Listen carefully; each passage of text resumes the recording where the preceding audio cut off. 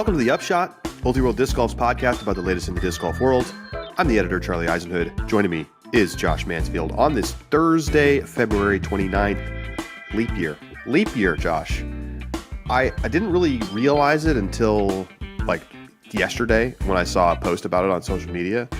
And then I was thinking about should there be some sort of disc golf leap year thing? Should we have some sort of celebration? Should there be some sort of contest? We just claim it for ours. Like this holiday, this is now a disc golf holiday. This is every 4 years is National Disc Golf Day on February 29th.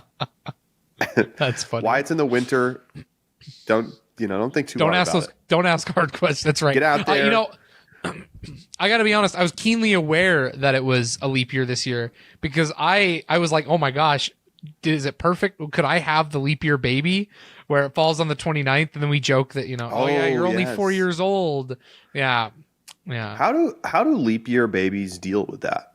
Do they celebrate on February 28th or March 1st? I have a great aunt. My grandma's sister was born on February 29th and she switches. Yeah, no, serious. So she switches every year. So 1 year she'll celebrate on the 28th and then the next year she'll celebrate on March 1. So every 4 years though, you have to have a big party. She does a big party. Yeah. If you were born on you get to be you send out an email to all your friends. Right. It's leap year birthday this year. It's $100 a person, and we're doing it at this crazy bar. Who says no? Who says no? Go to the leap year party. Yeah. Yep. That was the dream, but alas, we do not have a kid yet. I mean, day's still young. It is 12 o'clock noon on 29th of February. There's still a chance. I got 12 hours. What's the due date? Due date is March 10. Okay, that's definitely possible.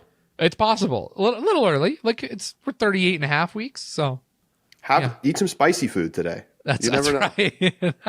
We'll go get Indian for dinner. We are going to do something new today. We got a new segment, brand new. This is from the mind of Josh Mansfield, and I like it. We have a 30-second rule later in the show. Get a bunch of topics in. Some interesting stuff this week, but we're going to begin with a line in the sand. And basically, we're going to take some topics, and we're going to say, by what date or by what criteria does this thing have to happen? Or is it there's no longer excuses? And so you'll get the idea as we get started here. Josh, it's your segment here. So do you want to go first or second? I'll go first, and I'll pick one. And this will explain a little bit where it comes from as well. It sets the stage. We were talking about PDGA Live in the Rapid Reacts and the fact that there are no cumulative stats for PDGA Live. And we were like, okay, you know what? It's incredibly frustrating, but it's understandable they're developing the app. At what point is it unacceptable that PDGA Live does not have full functionality, including access to live stats and access to historical tournaments, right? Is chess.com going to disappear? When can I go back in an archive and pull chess.com statistics and be able to see cumulative stats? So, Charlie, by what point are we done being PDGA Live apologists? So they've been making steady progress. They have? I think things were a little better than expected to begin the year, but there are still major flaws compared to what we've had with UDisc. Now, I'm not even necessarily going to kill them for the server outage last weekend, although obviously if that continues to happen, we will have a problem. Sure. I think I would say by the end of the Texas swing, so what is that, like a month? Yeah. We need to have searchable, sortable table data for the season. I think season. If we can't follow the statistics of the season and be able to look even at an individual tournament and see everything in a comfortable, easy to access place, even if it's not beautiful, we have to have that within the next month. Okay. I'm going to draw a mini line for you. I think that's completely reasonable. But if I can't see cumulative stats for Waco, I'm done. I'm done with. You're going to come on here and you're going to start killing them. And I'm going to start killing them. I understand you need time to develop. I understand that. But if you can't, by two tournaments in, give us access to seeing individual tournaments so that like to the same level of quality and not like the fancy, like you said, how it looks doesn't matter. But if I can't have a usable it does matter. It matters. Sure. But like we can accept yes. bad UI for now. But if you either got told that it would happen by now and it didn't, unexcusable, or if you just said, oh, we're going to run this even though we may not have cumulative stats by Waco, no, not for me. Like that defeats the purpose of having these statistics. I'm not going over there with a calculator by hand to pull those out. Just not happening. All right, Charlie, which one do you got next? All right, well, I'll stay on a similar theme for the moment. I just found out the Disc Golf Pro Tour standings page now exists. So I clicked on the link at the top of the site. I went to DGPT.com to see if it was still linking to UDisc. No, it has a new page on the DGPT website that has the current standings after one tournament. Obviously, pretty straightforward so far. I took a screenshot of the page here. You can see it if you're on the YouTube.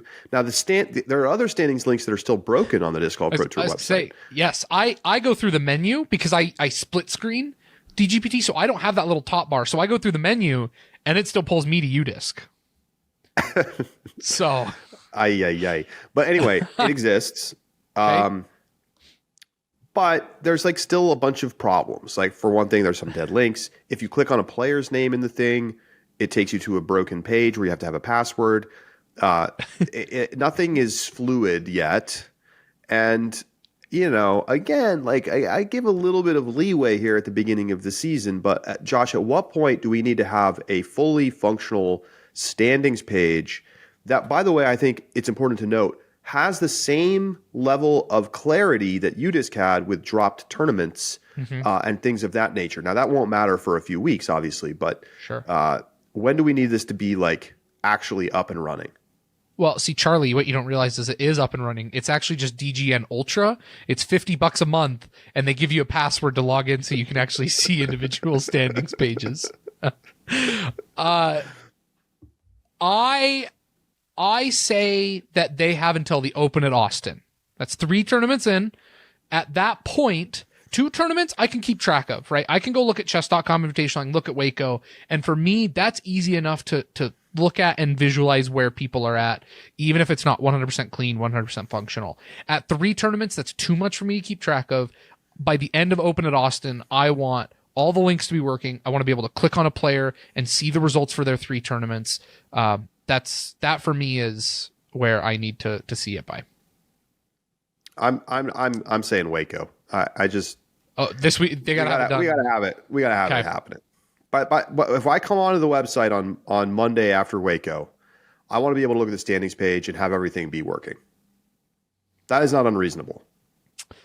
And like the link should work on the website. The link. Like someone should literally just sit. Someone in the Pro Tour needs to sit at the website and click around and be like, "Oh, this link is broken. This thing isn't working right," and then they need to work on fixing the links. There's a good chance that someone just redirects right now. There's a good chance they're going to hear this podcast and be like, "Oh crap, we forgot about that link," and they're going to go fix it. Right. Like it feels more like an oversight. I mean, putting a hyperlink in is not hard. Not hard. That's what I'm saying. Not hard. So, all right, Josh, what's next? Yeah. All right. In spirit of, we talked a little bit about Kristen coming back on Tuesday, and she's going to be coming back at Waco, so that's going to be up and coming. We talk a lot. If you haven't, go check out the sub bonus. Sub bonus came out today. We did some more overreactions, and one of them included Kristen. You can become a subscriber. Go listen to that. It's a great time.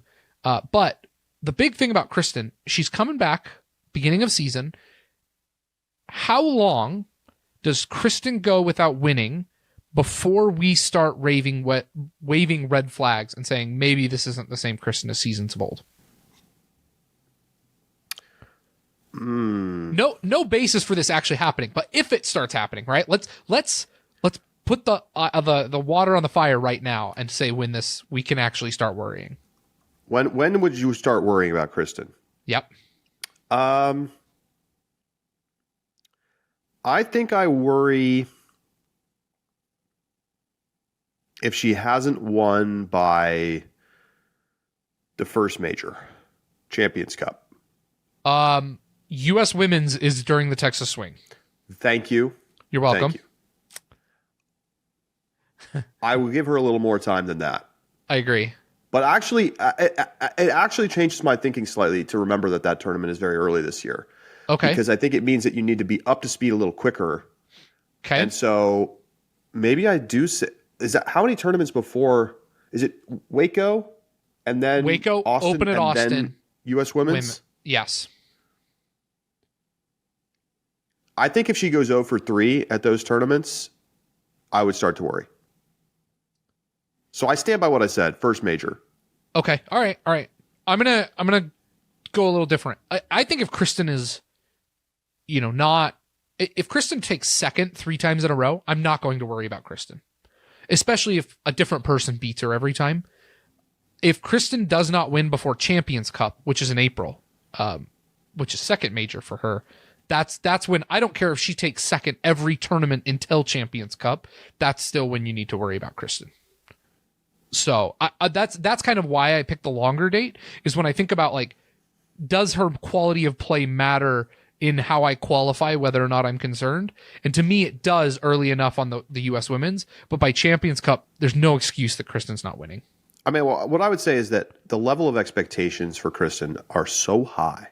Right? That bar is so high that even like 3 straight tournaments of like slight underperformance, or like, 5th place, 4th place, 2nd place, right? We are going to be talking about, is Kristen, has she taken a step back? Tell me I'm wrong. Tell me I'm wrong that's not going to happen.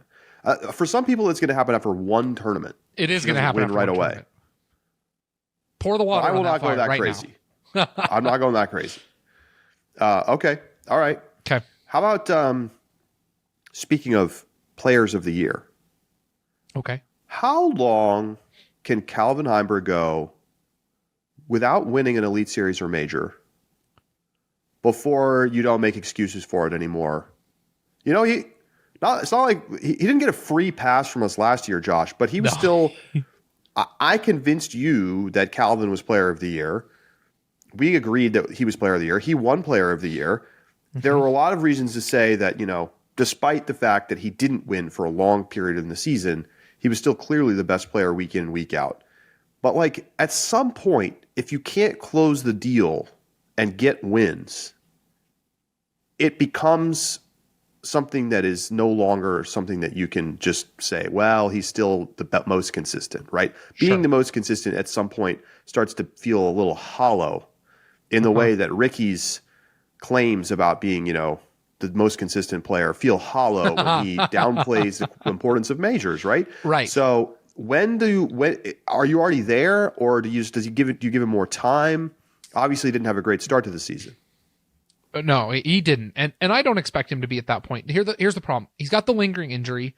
Not 100% sure where he's going to be, so I give him more time than I would otherwise because of the injury.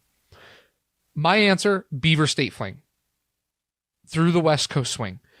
This is the case for a couple of reasons. Number one, it gives him a couple months to get healthy, right? I don't want to just write Calvin off if he isn't playing at 100% because of an injury. I don't think that's fair. So I want to give him the time that's appropriate. I also want to give him the variety of courses, right? He gets to see everything by the time he gets to the West Coast Swing, because Champions Cup, heavily wooded. You've got chess.com was not just a wide open shot. You get the great courses over out west at Beaver State Fling and at Portland. You have DDO, but then you have the West Coast the Midwest, where he's been pretty good, like Jonesboro. Give him the whole range, give him all the opportunities, give him the time to heal. If he goes to Europe without a win, man, Calvin's in rough shape, and I think we start waving some real big red flags. I think I'm going to say it's calendar year, and if he doesn't win by Jonesboro, and he's gone a whole year without winning a tournament, that to me is like, okay.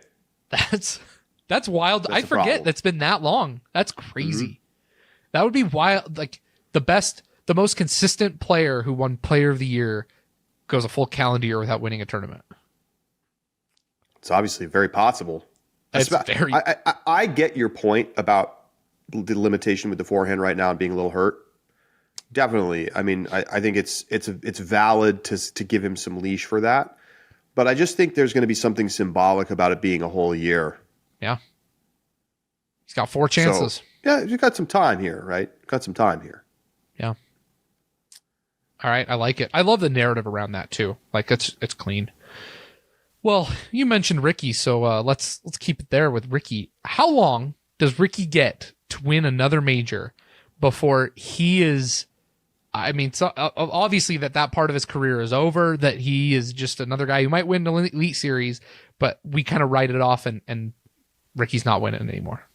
I think he's got to win one this year. He's in danger of being Calvinish this season, of playing really well, but if he's failing to come down and take I mean, to me, like, what is Rick's legacy going to be if he never wins another major? That's what I think about, right? I think about it 10 years from now. How do people talk about Ricky? Does he end up feeling like an also-ran, even compared to somebody like Calvin Heimburg? I mean, obviously he's got the world titles, and you can't take those away from him. No, you can't. He is the defining player behind McBeth. But I just wonder how it will be talked about in 10 years. Will we just talk about it McBeth and then like the mini Calvin era and then the Young Guns era? You know, like does Ricky get kind of left behind in these conversations? I mean, we're coming up on a decade since he won the Worlds. It's not quite there yet, but like, oh yeah, this is 7 years. It's been a while. It has been a while, and been a while. At some point, I think in the future, majors are going to have even more weight than they do now. Like right now, you hear people talking about kind of like naysaying them sometimes, and that I think that's going to go away as the sport continues to grow. The same way that the majors are by far the most important tournaments in golf and tennis. So, I mean, ultimately, he still has multiple world titles. He does. There are not many players who can say that. Yep. And so maybe that always leads him to be like, he was a great player that happened to get just outshadowed by one of the greatest players ever to do it. And maybe that's the conversation. But I just wonder, like, you know, if he wins another one, I think it really cements him as a tremendous player that, you know, didn't win as much as McBeth, but provided a worthy foil. But I don't know if that narrative will be the same if he doesn't win one. And I just don't know how much longer he has to win one. So I say this season. I completely agree with the narrative point. And I said, I think it was like a year and a half ago, I said that if Ricky doesn't win another major, that this book is not written as the Ricky McBeth era, right? Like that era was not the Ricky McBeth era. It is the McBeth era that spans from the end of Climo till, you know, Paul's most recent world championship, which was, you know, last year, 2 years ago. And at that point, if Ricky doesn't win again, he is a chapter in Paul McBeth's book, not like the leading player of an era of the McBeth Wysocki era. Because I completely agree. I mean, majors are going to be what define players. And because of that, go ahead. I do worry that I'm overstating this case a little bit, like the negativity narrative. Ultimately, Ricky still has 6 major wins, which is 4th all time in disc golf, behind only Climo McBeth and Dave Feldberg. And I hear you. But there are young players, like Isaac's already got 2. Like there are going to be players that pass him in those number of majors. And so to me, here's what I'll do though. I'm going to give Ricky a little bit more time. I think Ricky's got 3 years. He gets the decade. If he doesn't win again though, in that 10-year stretch, and he goes 10 years without a major, it becomes the McBeth era and Ricky just gets a part of it. Okay. How about this? Paige Pierce coming back off the injury. I think expectations were fairly muted for what she was expected to do. She finished who right would around put her on the podium? Who would put her on the podium of what? For picks? Right now? Oh, I don't think you can. Not on. Well, on certain courses, maybe. Oh God. Yes. Who would do such a thing? Who would do something like that? When do you need to see? I'm not even saying when Paige needs to win. Okay. I'm saying, when do you need to see Paige be on a lead card for the final round and have a chance before you're really concerned about like the future of her career? All right. I think actually to me, this one I think is an easy answer. I say OTB Open. She has consistently played amazing at OTB Open. And kind of like Calvin, I want to give her enough time to acclimate and the full gambit of courses. But OTB Open is where she blew everybody out of the water last season. So if she plays poorly at OTB Open, that's when I think you start having bigger questions about Paige and where she's at in her career. But I give her until then. I think you're spot on. I think that's enough time to come back, assuming she doesn't get hurt again or anything like that. But we've got a variety of courses that she's won at, tournaments that she won last year. And if she doesn't look right and like she's able to start getting her distance back up to past form, like Paige without distance is not a competitive, like an elite competitive disc golfer, right? No. She has got to get back to being one of the longest throwers. Well, and she's not there yet, which is understandable. But I think if she's not there in 3 months, then you start to be like, is it gone? Same with Circle 2 putting. I mean, Paige, how many iconic pictures do we have of Paige's jump putt that she uses that's so aggressive and has earned her so many strokes? If she can't jump putt anymore, that changes a fundamental part of her identity as a player in terms of how her game is played. Big question marks for me after OTB Open if that's not back. All right. Let me give you another injury player. Eagle, planning on coming back for Champions Cup. How long does Eagle get before he needs to be on a podium after his surgery return before we wonder if everything's right with his shoulder, right? Because at first we're going to say, oh, it's rust. It's taking time. He's got to get confident. Oh, yeah. Right. Of course. Got to give him that credit. But at what point does the rust wear off and we start wondering if it's still broken underneath and he's just not the player he used to be? Honestly, I think I'd give him the whole season. It's hard to know what an injury recovery timeline looks like. Mm-hmm. And I think it matters a little bit on the context, right? If he's finishing 40th week in and week out for like 3-4 months straight, then I'm going to be concerned.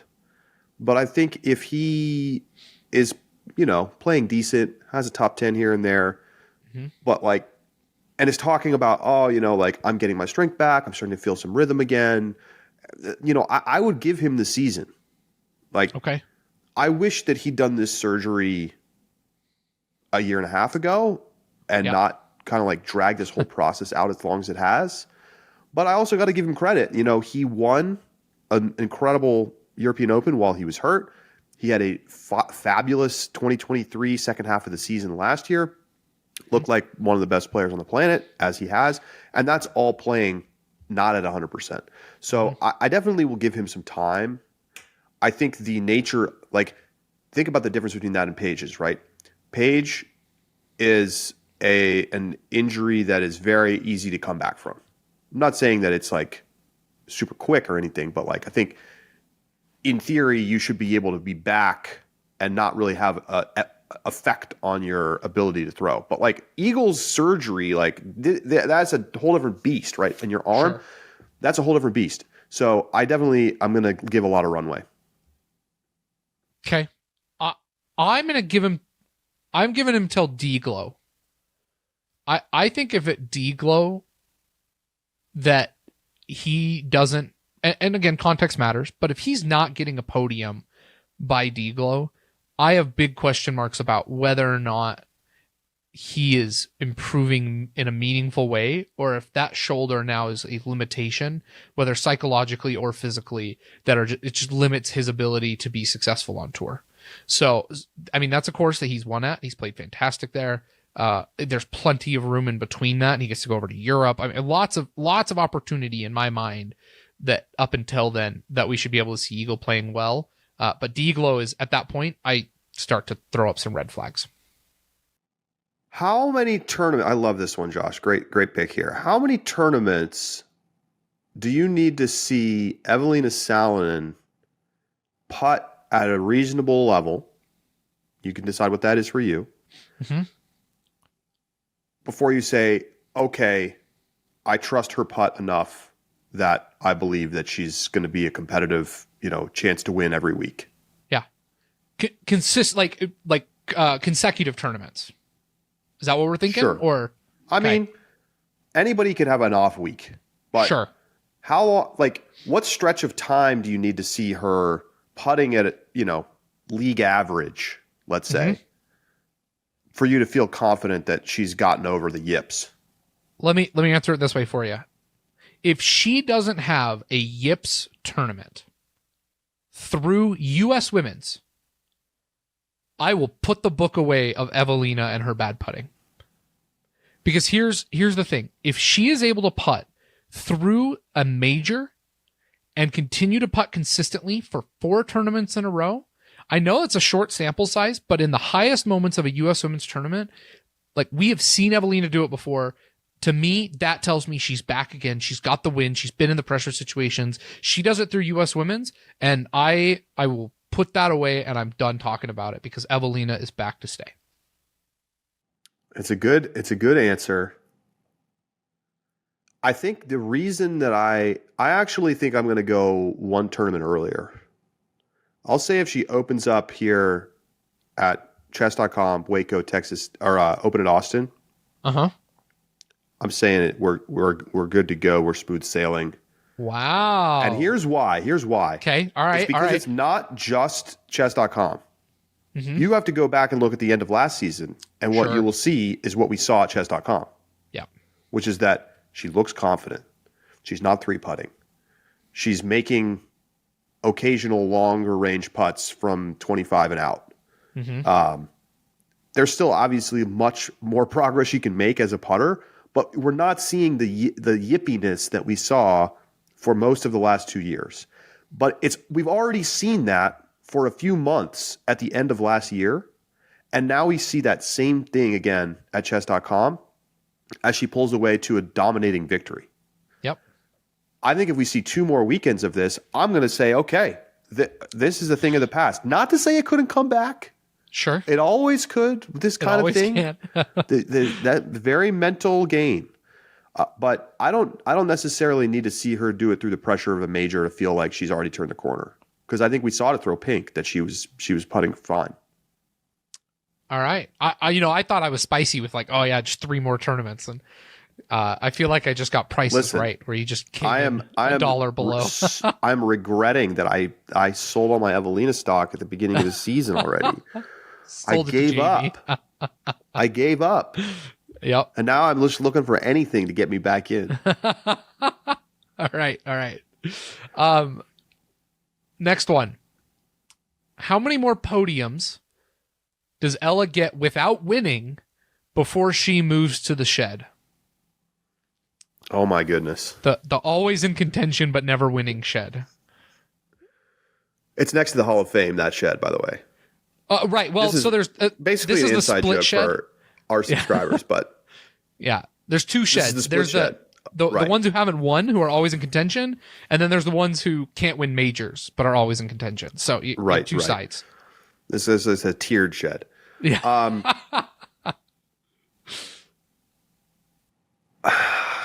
That's a good one. Is she already? When is Ella no longer an up and coming player? Yeah. Yeah. I think this is the year. So I say this. I give her the year. Like, let's say she wins MVP. It's going to feel like when Matty O won MVP. Sure. But if it... So counterpoint then. Well, okay, so your answer is the year. This is her 3rd year on full-time tour, I think, coming up. I think that's right. 21, 22, 23. She started playing in COVID, but didn't full-time tour. Yeah. I think she played a little bit in 21, but definitely 22, 23, and now 24. Yeah. Okay. Well, let me give you my answer then. You just said if she wins MVP, it'll feel like Matty O, right? To me, that tells me that she is already very close to the shed. Like, she's knocking on the door. She's booked her reservation in there. She gets a podium to start this tournament. And the biggest problem with Ella is that her podiums have come in some brutal fashion. Waco, she Yeah. threw it away in the last couple holes. Right. Chess.com Invitational, she had a chance to be in contention. She was, but not even that. She was in the lead. I mean, she blew it at the beginning of her final round. Blew it.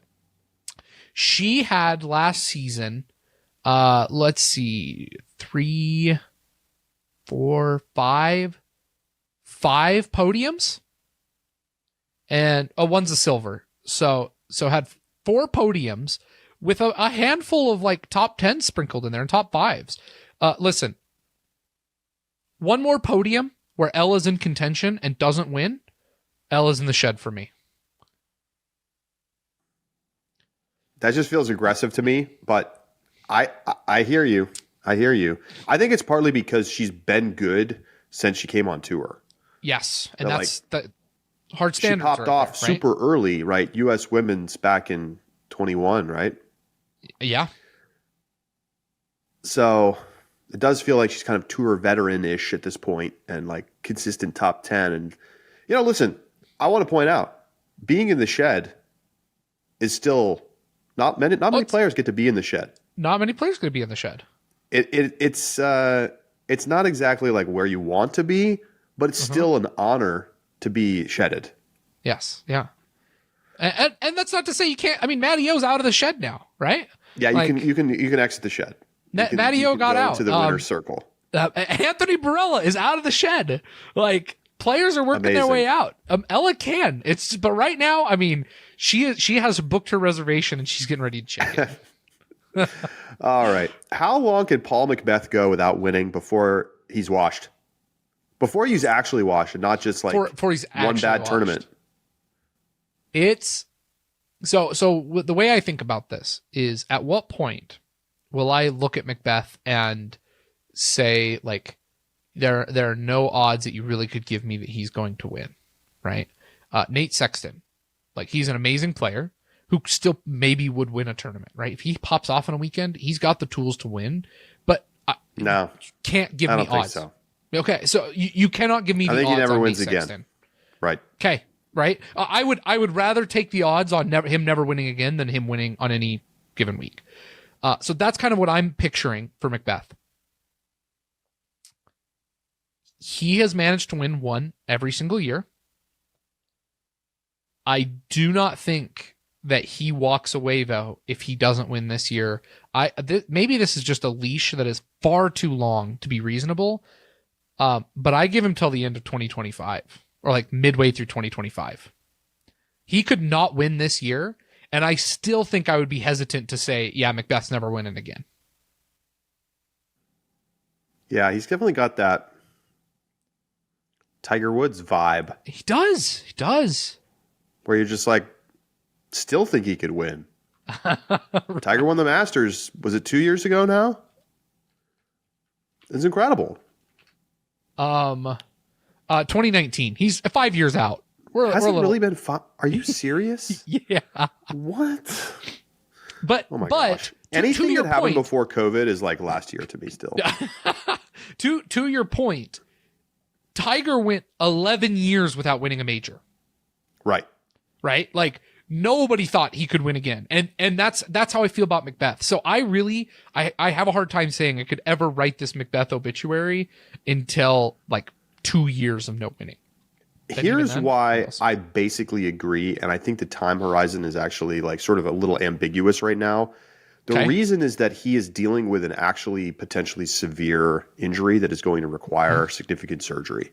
And if he gets the surgery this year, then like, are you really going to expect him to come back and win? No. Like, I wouldn't be surprised if he has to get the surgery. He maybe doesn't play, or maybe he comes in back and plays USDGC or something, and that's it. And that's it. Yep. But like, I feel like there's a long time horizon right now because of the potential for this injury to be a problem moving forward.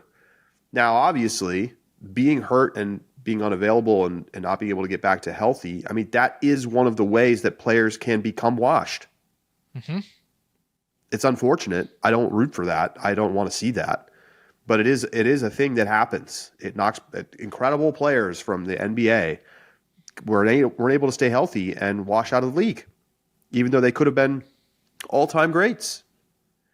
Now, obviously, McBeth has already established his bona fides, and even if he never wins again, he's still going to be tremendously popular, and he'll probably be in contention even playing through injuries just because of how gifted he is at the game. But I think the window is like maybe even into 2026 for me before I'm like fully ready to say it's over, because he's still under. He's 31, I think, so there's some time here, but the injury makes it a big question mark.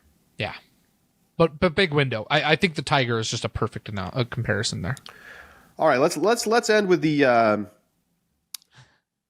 conversation that has been bubbling a lot. The DGN app. Okay. Yep. On your various devices, iOS, Android, TV, Apple TV, Roku, whatever. However you try to consume, things have not been 100%. Let's be honest. Yep. You still can't do picture-in-picture on Android, right? Mm-hmm. I cannot. I mean, okay. as of final round at Champion or at chess.com. And you could on iPhone, but you had to hit the button, and if you didn't hit the button, it didn't work. So there's like little funkiness, and like people are having all kinds of problems with some of the TV apps.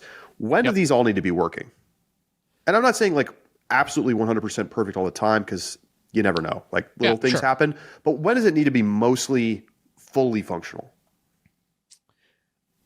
Here's I'm going to put a qualifier on my answer. My answer is end of Texas swing.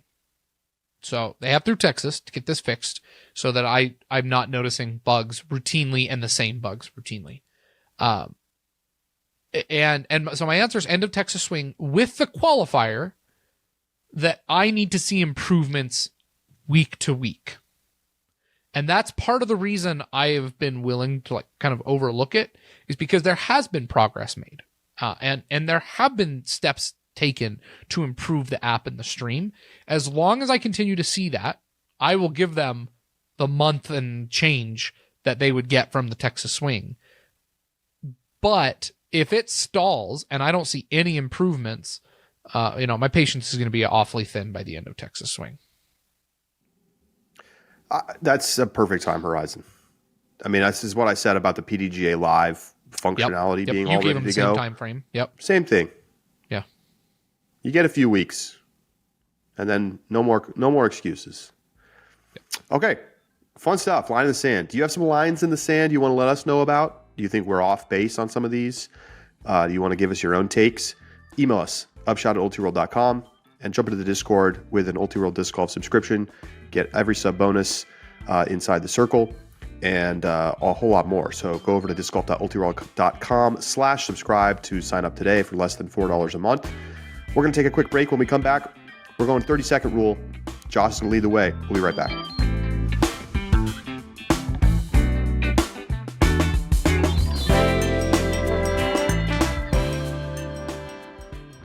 The Upshot is presented by Pound Disc Golf, makers of the best bags in the sport.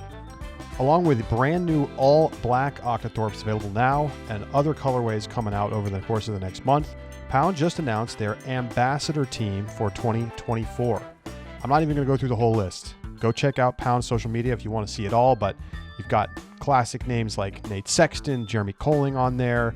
How about Eliezer Midling joining the crew? Garrett Gerthy. Lots of great pros, all sporting Pound bags this season. Get your own custom bag or one of the pros bags over at pounddiscgolf.com. The Upshot is presented by Sunset Lake CBD. Sunset Lake is a farm that originally started as a dairy farm producing milk and cream for Ben & Jerry's ice cream.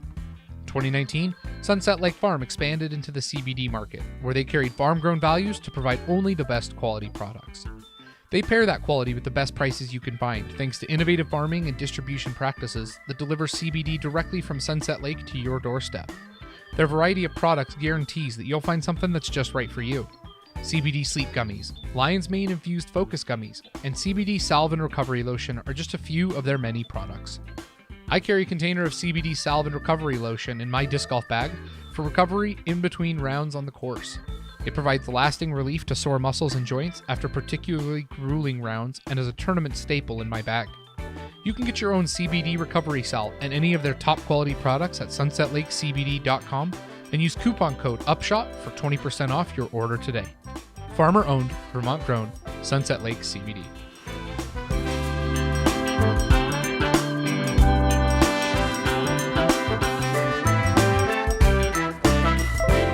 Welcome back to the Upshot.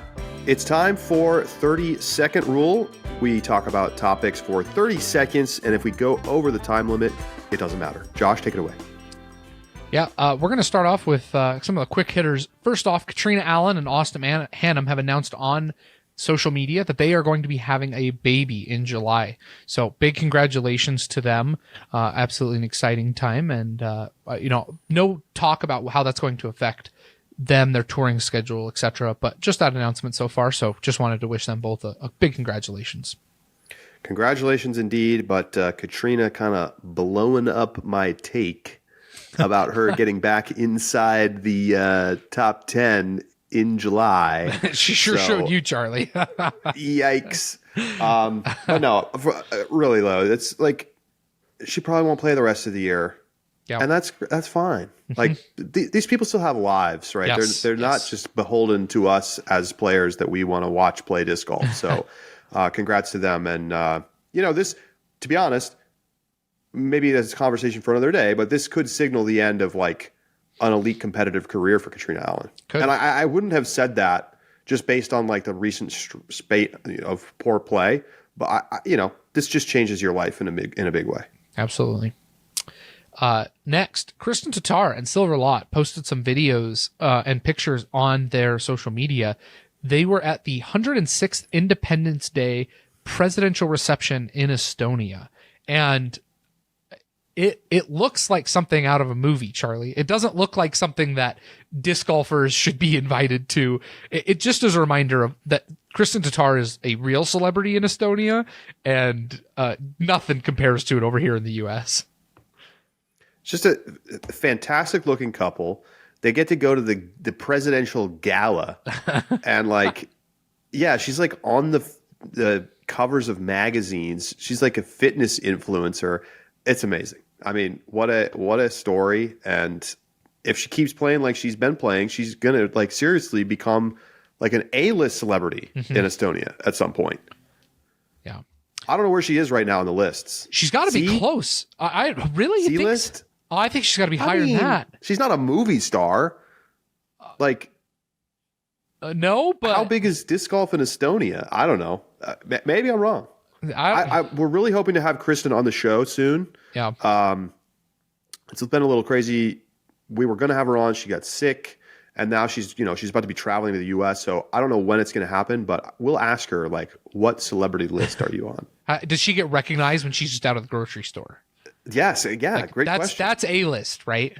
You're starting to get close. That's for sure. Yeah. Okay. Brody Smith shared some thoughts on tour life. Brody had a tough weekend, finishes far closer to the bottom than he does the top of the tournament. And, very open about his feelings that this has been, he wasn't practicing as much, that it's been difficult. It's been kind of a grind. Ulibarri talking about how it's burnout, and that a lot of pros go through and experience this. Charlie, interesting thoughts coming from Brody, because, he's been trying to grind at this, and, he's had good tournaments, but never really made the breakthrough success that I think he expected to have by this point. I wonder how much he truly expected to be able to climb all the way up the ladder to the top. I mean, he's had top 10 finishes on tour, but yeah, I mean, I thought it was a very interesting and honest take that we don't get from pros much. I think this is one of the reasons that Brody has developed fan base in disc golf. Yeah. Won a lot of people over who were maybe skeptical or didn't like him initially. And, his willingness to be honest, give opinions, not be afraid to say something inflammatory sometimes, and talk openly about how he's feeling when a lot of players could just brush it off and say, I had a bad weekend, but I'm back to the grindstone. How many Instagram posts have we seen that say the exact same thing when a player has a bad weekend? Tough out there at the chess.com invitational, but it's like a picture of them with their head down and just the same platitudes week after week after week. And that's not how everybody really feels inside. Sure. That's not how you feel. Brody's talking about how he actually feels, which is that he's kind of burned out. He's not feeling as motivated to Get out there and play. And, to be honest, we've seen this with Brody in other endeavors. Yes. This happened to him in Ultimate. This happened to him in golf. And disc golf, he's like found sort of like a new career renaissance in a way. But it could be happening now, where like he's someone who gets really into something for a stretch of time and then stops loving it. Mm-hmm. And so I don't know what this will mean for the long term. Brody insinuated on the pod that he, maybe will just play out the rest of his Discraft contract and then maybe that's it. Who knows? It's easy for these things to change too. A little taste of success, some practice putting, somebody gives you a motivational email and it can kind of like reignite some fire within you. But I think, let's be honest, Brody's never going to win a Pro Tour event. And he's already on the older side of his 30s. And so like, where are you, like, what are the expectations? What's the reasonable expectations? To me, Brody has already been and has more so embraced being a pundit in disc golf. He does what we do. Right. He happens to be better at disc golf than us. He happens to have a name recognition, but like, he's really a pundit who knows the pros well because he plays on tour. And that's a role that I think is what makes people interested in him a lot more than how he's competing on the course. And I think you touch on something that is very notable in the difference between Brody and other pros, is that other pros depend on disc golf in order to survive, right? That's their paycheck comes from the fact that they play and that they play well. Brody gets the opportunity to be honest, to, poke some egos and to make people upset in the sport that other people need to keep happy because he doesn't depend on disc golf. He was a celebrity when he came into it and he's going to remain a celebrity afterwards. And so that gives him more permission for these honest takes and to talk about these things in a way that other pros I don't think have the same opportunity. There are some who do could talk more, but choose not to. But that's exactly right. And so whatever he chooses to do in disc golf, whether it's playing, whether it's punditry, like he's got a lot of opportunity thanks to the careers that he has built himself from Ultimate, Trick Shots, and golf.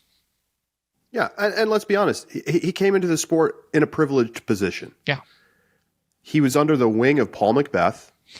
He got plugged into Paul McBeth's company, which Paul then, with beef with Brody, left the whole organization.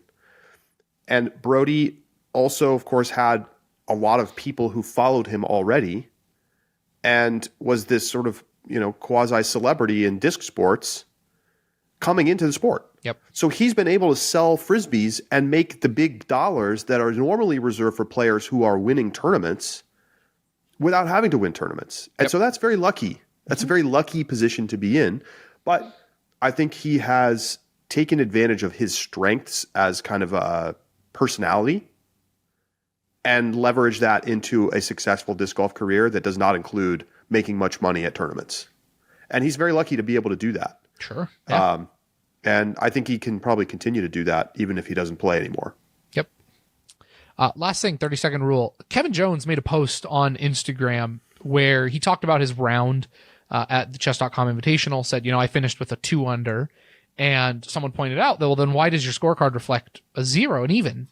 And Kevin said it's because he was assessed a 2-stroke penalty due to a new PDGA rule that he was unaware of. That PDGA rule dictates that you have to be at your round or at the tee box for your round 5 minutes before tee time starts. Kevin Jones was not there and as a result was assessed a 2-stroke penalty. Charlie, what's your thoughts? Because this has gotten more traction on the internet than I thought it would have. And I was actually kind of surprised by that. So I want to hear your thoughts first, though, about this rule and this situation. You got to know the rules. And I guarantee you that it was communicated to players that this is a new rule. And most players did not take this penalty because they were on time. And I have no problem at all with players being expected to be at their tee 5 minutes early. I mean, it's not like players, this is not a C tier. Players are not rolling up to the course 2 minutes before their tee time to go and walk onto the tee and throw their shot. They're at the course an hour early, throwing drives, putting, getting warmed up. So to be at the tee 5 minutes early is not any kind of burden whatsoever. So anybody complaining about this is just totally wrong. This is like a baseline expectation of what it is to be a professional athlete. Like, this is just like, you don't just get to show up at game time for a baseball game or a football. Like, you're there hours earlier. Yep. And so to be at the tee 5 minutes early isn't even anything. Like, to me, this is just like Kevin happened to be the one who had to learn the hard way. And this will not be an issue at all moving forward. Charlie, I just pulled up the PDGA official rules announcement and scrolled through, and guess what? It's one of the highlighted rules that it made the changes. I mean, it's in there, and look, if my livelihood depended on disc golf, I would know these rule changes inside and out. And in Kevin Jones' fairness, the way I read his social media was not like he wasn't like complaining about said rule. He doesn't. There was not a complaint. No, he just said what happened. He said what happened. Yeah, exactly. There were other people though who have since jumped in and said that it was unfair and that shouldn't have happened. And to them, I think that's ridiculous. My line in the sand for this rule is being late once, and you take the penalty, and I don't feel sorry for you. Sorry. Yeah. 5 minutes. Five minutes at your tee. Don't you already have to be there 2 minutes early anyway? Yeah, right. What is the problem here? Did Kevin Jones hear his name being announced, and he was over at the practice putting green, and he goes, "Oh shoot, I should probably get over there." Is this wild? Oh yeah. Anyway, 5 minutes early. It's reasonable. Be on time, Charlie. That's it for 30 seconds. Be on time. Be on time, unlike in the 30-second rule segment. That's going to do it for today's show. Thank you so much for tuning in. We'll be back with you Tuesday next week as we get ready for upcoming Waco tournament. We'll talk Memorial and more. For Josh Mansfield, I'm Charlie Eisenhood saying so long, and we'll talk to you next week right here on The Upshot.